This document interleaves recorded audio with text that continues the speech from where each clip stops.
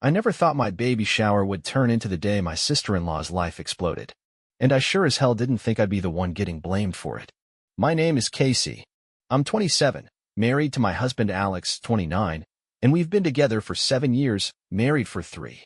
From the very start, we both knew we wanted kids when the time was right. Alex's family is close. The kind of close where Sunday dinners are non-negotiable, where birthdays turn into full-scale reunions, and where everyone knows everything about everyone.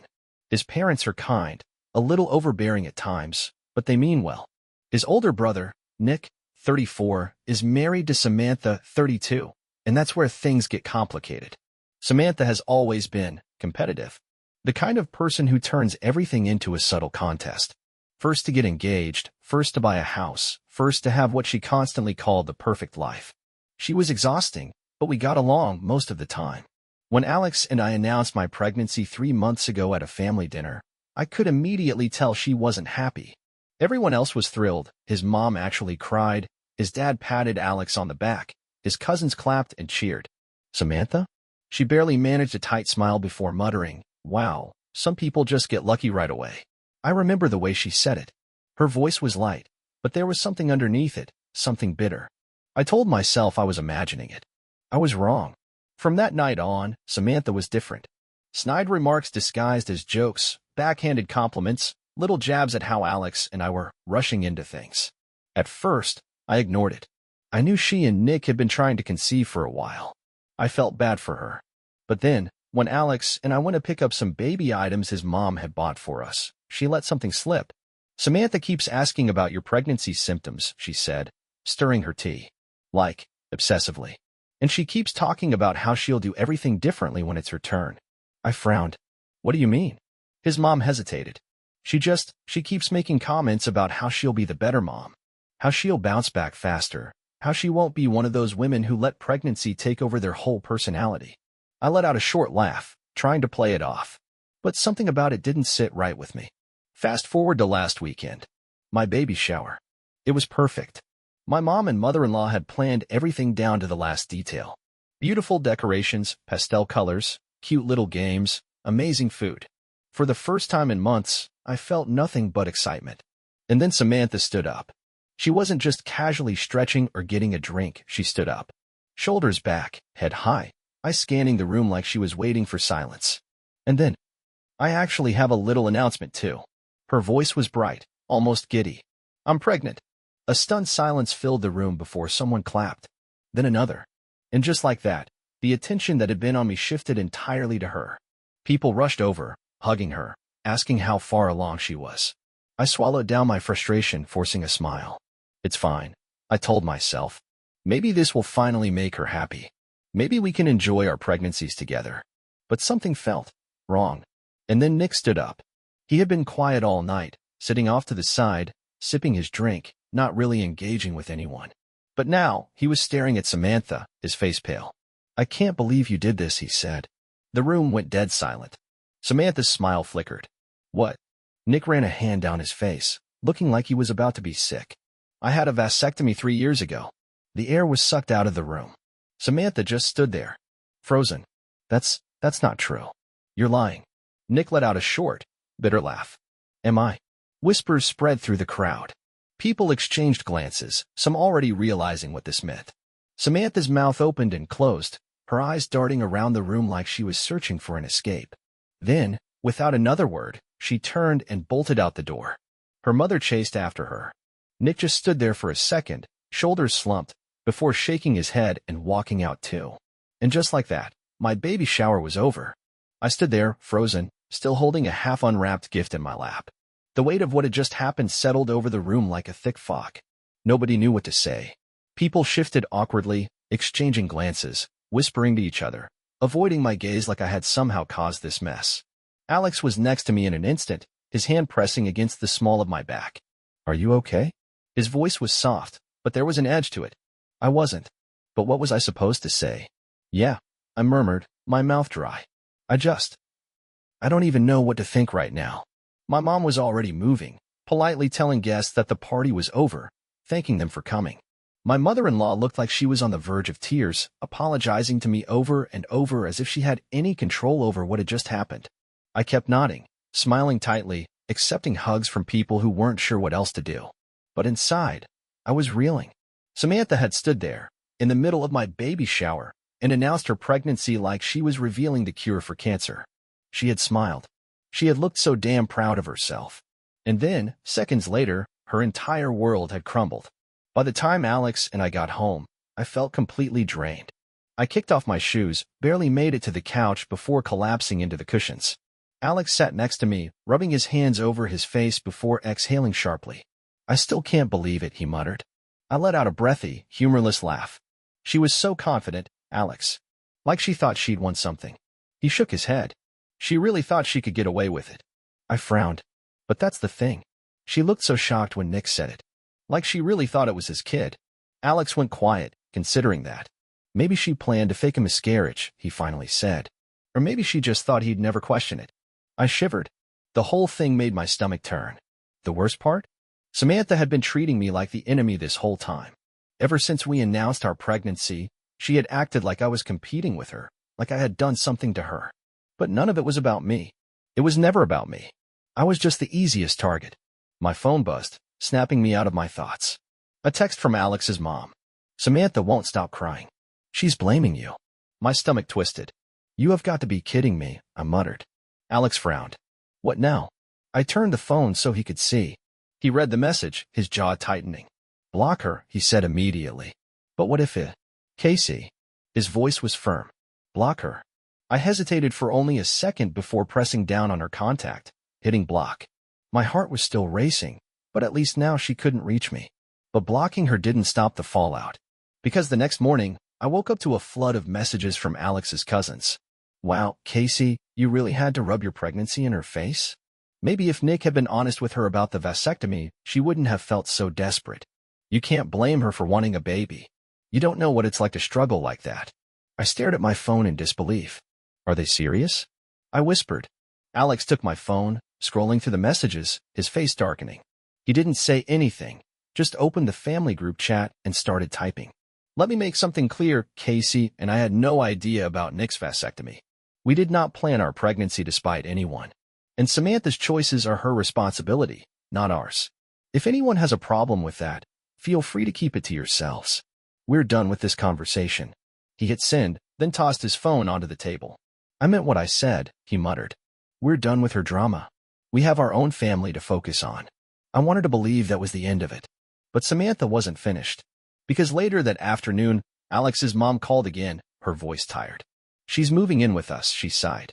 My heart dropped. "What? Why?" "She says she has nowhere else to go. She's scared to be alone." Alex scoffed. "She's scared because she got caught." His mom was silent. "You can't actually believe she's the victim in all of this," I said, my voice sharper than I intended. "I don't," she admitted. "But she's still family. And she's pregnant." I closed my eyes. This wasn't over. Not even close.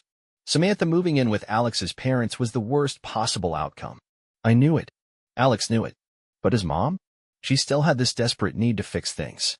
To keep the family from completely falling apart. "She just needs time to process everything," she told Alex over the phone. "She's in a bad place, and I can't turn my back on her." "She put herself in that place," Alex said, pacing the living room. His free hand was clenched in a fist, his jaw tight. "Mom," she lied. "She cheated. She tried to trap Nick. And now she's playing the victim." "I know," his mom sighed. "I know. But she's pregnant, Alex."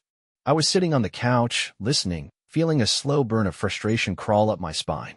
"And what about Casey?" Alex snapped. "She's pregnant too. But I don't see you bending over backwards for her." His mom was silent.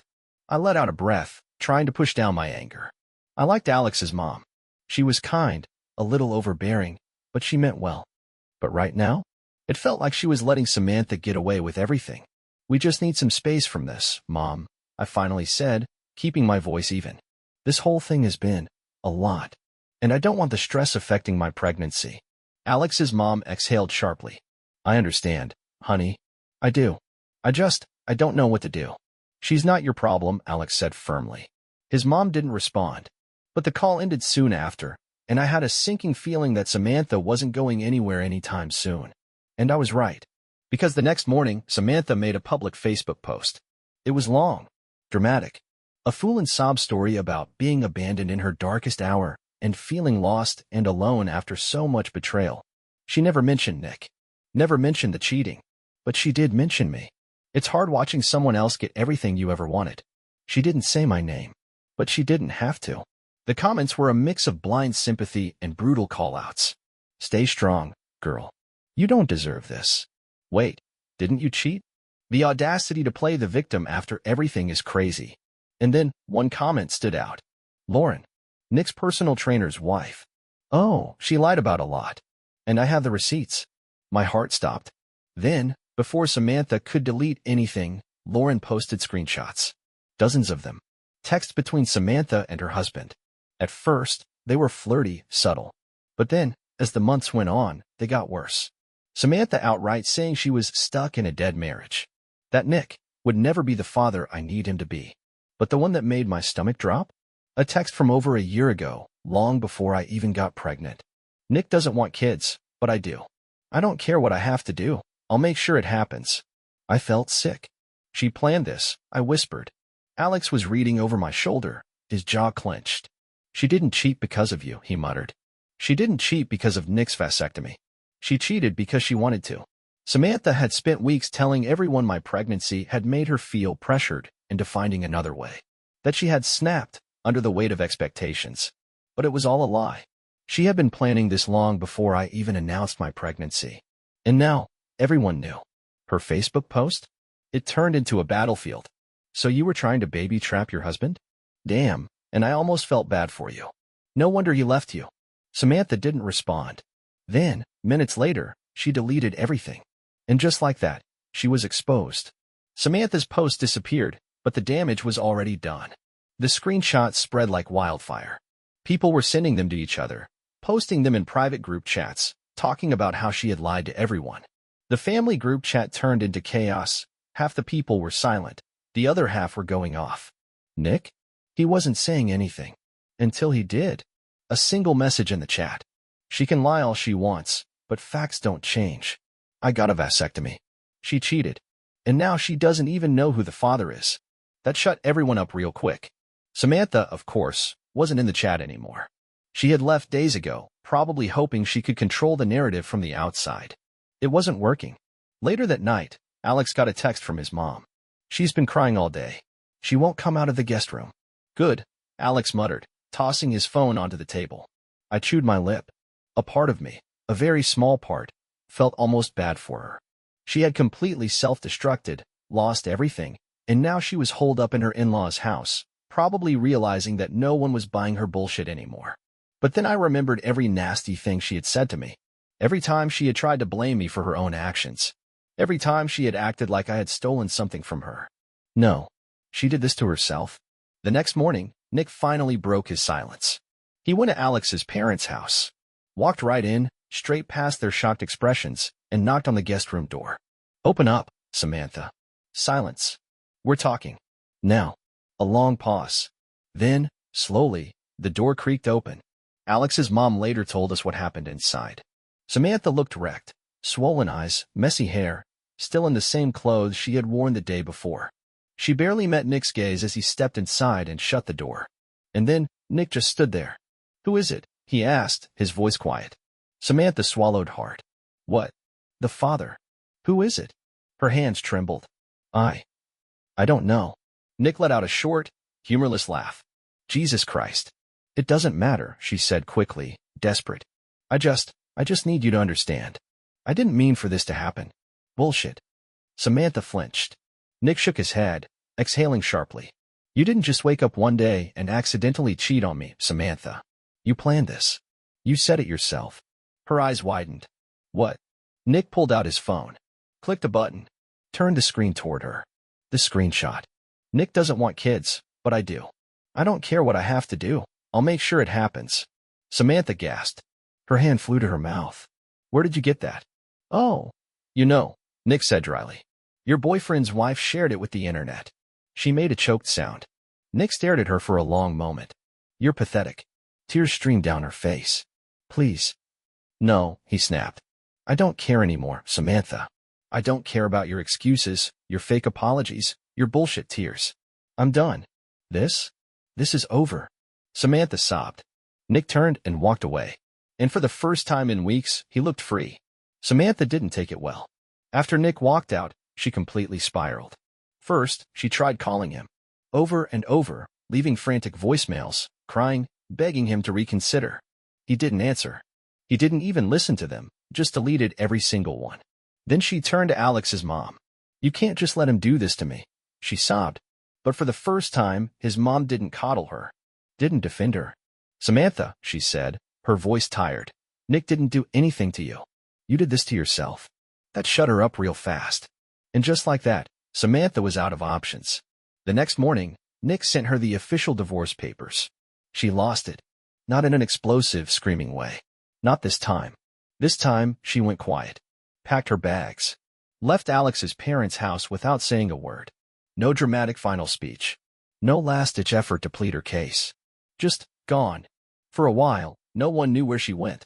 Some people said she went back to her parents. Others said she moved out of state. But the truth?